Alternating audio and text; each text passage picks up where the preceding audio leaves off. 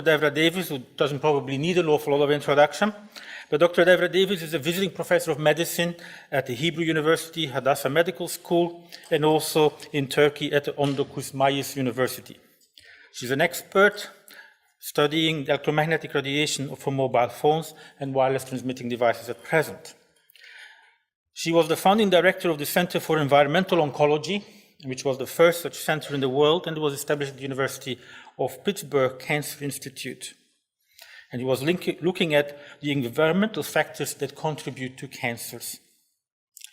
In 2007, she founded a non-profit environmental health trust to provide basic research and education about environmental impact on health hazard.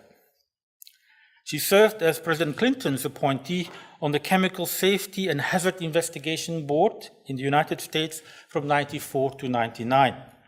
That was an independent executive branch of the government that investigated all the effects of chemical accidents and how to prevent and mitigate against them. She was also a senior advisor to the Assistant Secretary for Health in the Department of Health and Human Services in the United States, and as such has counseled many leading officials in the United States, United Nations, World Bank, European Environmental Agency, the Pan American Health Organization, and the World Bank. She holds a Bachelor of Science in Psychology, a Master of Arts in Sociology. She has a PhD in Science from the University of Chicago, and she has a Master of Public Health in Epidemiology from the Johns Hopkins University. A lot of degrees. She has also more than 200 publications, and she's been published in Lancet and the Journal of American Medical Associations, which are some of the top journals in the field of medical research. And she, of course, has publications in Scientific American and the New York Times. Devra Davis, we're very pleased to listen to the truth about mobile phone and wireless radiation. All yours, please.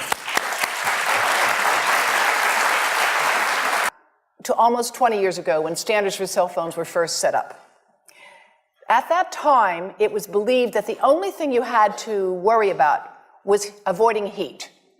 That was the only effect you had to be concerned about. And so they employed the head of a very large person, a 220-pound male, who was at the top 98th percentile of military recruits in 1989 in the United States. And they set the standards to avoid heating up that fellow's brain after a 6-minute phone call. Now, there's probably 1 or 2 people in this room with a head that size. But the rest of you, like most of the world, have much smaller heads and relatively smaller bodies. And this standard, which is very much out of date, doesn't take into account the fact that people the size of these 2 bright young people here in the front row are using these devices today with no thought that maybe they're getting exposed to levels of radiation that have not been evaluated for their safety in young developing brains. The microwave oven actually happens to be of the same frequency as the cell phone, the mobile phone. The mobile phone and the microwave oven use a very similar frequency. The difference between them is power. The power of the microwave oven is 1,000 watts. And of course, that's power that can heat up a cup of water in maybe 60 seconds. The microwave oven, the mobile phone, the cordless phone, the Wi-Fi monitor, the baby monitor, they all use the same frequency. They differ in power. They also differ because mobile phones and Wi-Fi devices emit pulsed microwave radiation.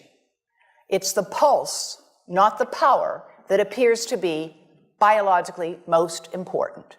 The pulse that is erratic and irregular, like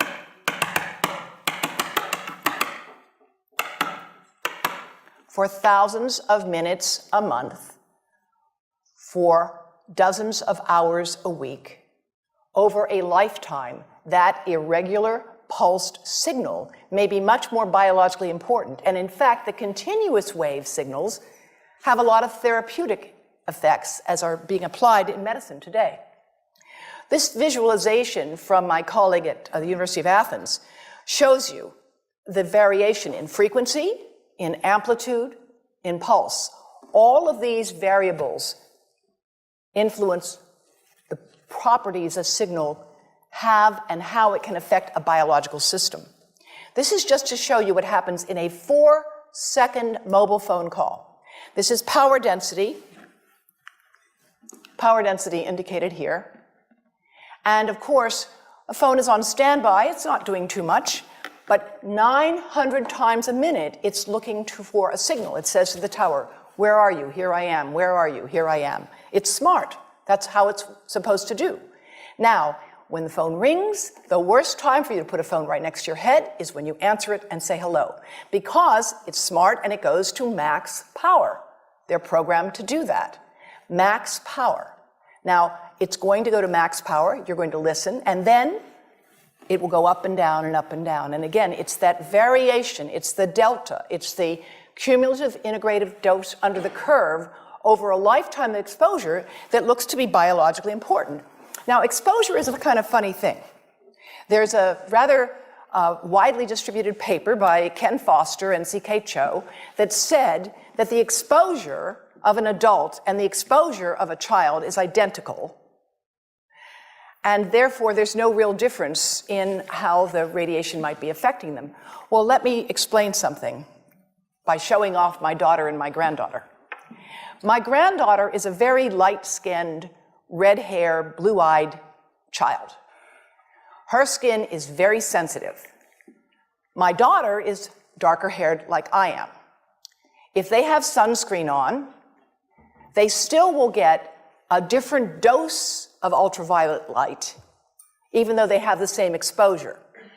Because the exposure may be uniform, but the amount they will absorb differs because the properties of the skin, the property of the eye, the thinness of the skin, and a number of other variables. And those same things are relevant when it comes to thinking about cell phone radiation. Now, way back in the dark ages, when the standards were developed, two-dimensional modeling showed that children and smaller adults might absorb more radiation than larger adults. And this was scalar modeling that has now been superseded, done by Om Gandhi in 1996. Interestingly, and this is why I'm really delighted to be here, Dean, when he did this work in 1996, he was working with support from Motorola and the Department of Defense. And after he published this, he lost all his funding. So the uses and the users of phones are changing radically. In fact, most epidemiologic studies find no increased risk of brain cancer from mobile phone radiation. They don't. Until 10 years of heavy use. And by the way they define a cell phone user in these studies, I'm not making this up, is somebody who makes one call a week for 6 months. Yes, yes. One call a week for 6 months. That was the definition in these studies, which, by the way, don't find any increase. All right? So I'm not saying this to say that they did a bad job. I'm saying that we are challenged here with how do you do a study of something that's rapidly changing while you're studying it. The technology has changed. The way people have used it has changed. We never anticipated having infants and toddlers in cribs using these things. Nobody ever anticipated that. So now we have to deal with the reality. There are many inconsistent results. I'm not just skimming the cream here and showing you the positive ones. There are a lot of studies that find nothing at all. Nothing. Why? Well, first of all, sometimes they study different cell cultures. So if you're looking for adult cells, they may be much more robust than if you're looking at neuronal stem cells. And that turns out to be the case. Sometimes they're using different exposures. If you're looking at continuous wave versus digital pulse signals, if you're looking at a square wave versus a sine wave. There's also another fact we have to talk about, which is yet another reason why I'm glad that Australia is not America. Sponsored research, this is to put it politely, can induce publication bias. Another way to say this is that where you stand on an issue depends on where you sit and who's bought your chair. And there's a tremendous amount of sponsored research by people who are hired to do studies to find no effect. And that's plagued this field in a number of countries, including within the government itself. So I don't know about the details here with ARPANSA, but I can tell you in the United States today, the gentleman who is directing the Federal Communications Commission, Tom Wheeler, was for 10 years the executive director of the Cell Phone Telecommunications Industry Association. And now he's in charge of regulating those devices. So it's challenging to have a neutral playing field under that circumstance. One example, the US Congress asked for a study of what needed to be done on mobile phone radiation in 1993, in 1998, in 2002, in 2012. That's how many times they've asked for that study to be done. So each time a study is done, and each time the conclusion is reached, we need more research. We need more research. Well, that's my bread and butter. Of course we need more research.